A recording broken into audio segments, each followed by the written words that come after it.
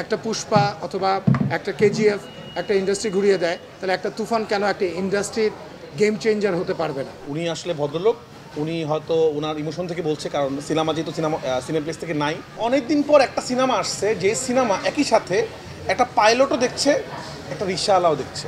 তুফান সিনেমার যে দর্শকপ্রিয়তা এবং দর্শক চাহিদা, আমরা যদি সেই জিনিসটা আমরা সাকসেসফুল হয়ে যেতে পারি, তাহলে আসলে ইন্ডাস্ট্রি ঘুরে দাঁড়াবে আমি মনে করি। ও একটা কথা বলতো রাফি, যে একটা পুষ্পা অথবা একটা কেজিএফ একটা ইন্ডাস্ট্রি ঘুরিয়ে দেয়, তাহলে একটা তুফান কেন একটা ইন্ডাস্ট্রির গেম চেঞ্জার হতে পারবে না? সো সেই জিনিসটাই আমরা চাই, যে এটা থেকে কত টাকা আয় হলো তার চেয়েও বড় ব্যাপার হচ্ছে আমরা সিনেমা ইন্ডাস্ট্রিটাকে আমরা অন্যভাবে অ্যাড্রেস করতে পারলাম কিনা বা নতুনভাবে তৈরি করতে পারলাম কিনা।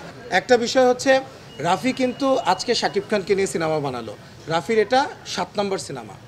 সো রাফি কিন্তু নতুনদেরকে নিয়ে সিনেমা বানিয়ে হিট দিয়ে প্রমাণ করে আজকে এখানে এসে বসে কথা বলছে। সো এটা খুবই অবান্তর একটা কথা। নগদের কাছে সব গ্রাহকই প্রিয়, তাই তো সারা দেশে ক্যাশ আউট চার্জ সবচেয়ে কম। আপনাদের কাছে প্রশ্ন হলো যে ধরেন আমি যদি এখন এখানে বসে ইনস্ট্যান্ট মিথ্যা বলি, আপনারা তখন কি বলবেন আমাকে, যে আপনারা ভুল বলছেন? আপনাদের সামনে যদি কখনো কেউ এই কথাটা বলে যে রাফি নতুন নিয়ে কাজ করে না কেন, আমি আশা করেছিলাম আপনাদের মধ্যে থেকে কেউ একজন বলবে রাফির প্রথম সিনেমা ছিল সিয়াম পূজাকে নিয়ে। রাফিও নতুন ছিল, সিয়াম পূজাও নতুন ছিল, পূজার প্রথম সিনেমা। উনি রাফির এরপরে সিনেমা যেটা হিট ছিল ব্লকবাস্টার ছিল শরীফুর রাজকে নিয়ে। তো এরপরে আরফান নিশো ভাই অবশ্যই আমার সঙ্গে যেটা ছিল সুরঙ্গ, সেখানে আফরান নিশো, তো আমি কোন সময় এটা করি না, সিনেমাতে প্রথম। তো যাই হোক, তাই না? আমি আশা করব আমরাও যদি ভুল কথা বলে ফোন সময় না ভুলে আমরা ইন্টারভিউতে ভুল কথা বলে ফেলি, আপনারা তো সবকিছু জানেন, আপনারা আমাদেরকে শুধরাই দিবেন যে আপনারা মনে ভুল বলছেন। আমি ওই ইন্টারভিউ শোনার পর থেকে আশা করছিলাম আপনাদের মধ্যে থেকে কেউ হয়তো বলবে যে আপনি মনে ভুল করছেন, রায়হান রাফি কিন্তু প্রথম সিনেমাটা নতুন দিয়ে নিয়ে বানাইছে। এখন আমি কাকে নিয়ে সিনেমা বানাবো, কাকে নিয়ে বানাবো না, সেটা তো আসলে আমার ব্যাপার। যাই হোক, আমি আসলে ওগুলোতে যেতে চাই না। উনি আসলে ভদ্রলোক, উনি হয়তো ওনার ইমোশন থেকে বলছে, কারণ সিনেমা যেহেতু সিনেপ্লেক্স থেকে নাই, এ হয়তো মনে ক্ষোভ থেকে হয়তো তুফানের কথা বলছে। যাই হোক, বাট আমি এটা মন খারাপ করিনি, উনি আমার বড় ভাই মানুষ। আমি আশা করব আপনারা প্লিজ ওনার সিনেমাটা দেখবেন, সবার সিনেমা দেখবেন, শুধু তুফান না। তুফানে টিকিট পাওয়া যাচ্ছে না, যেহেতু টিকিট পাওয়া যাচ্ছে না, আপনারা অন্য সিনেমা চাইলে দেখতে পারেন। আমরা সবার সাথে ভালো থাকতে চাই, আমরা বাংলা সিনেমাকে ভালোবাসি, আমাদের কারোর প্রতি আক্ষেপ নাই। আমি সাকিব ভাইকে নিয়েও সিনেমা বানাবো, উনি বাংলাদেশে একমাত্র মেগা স্টার।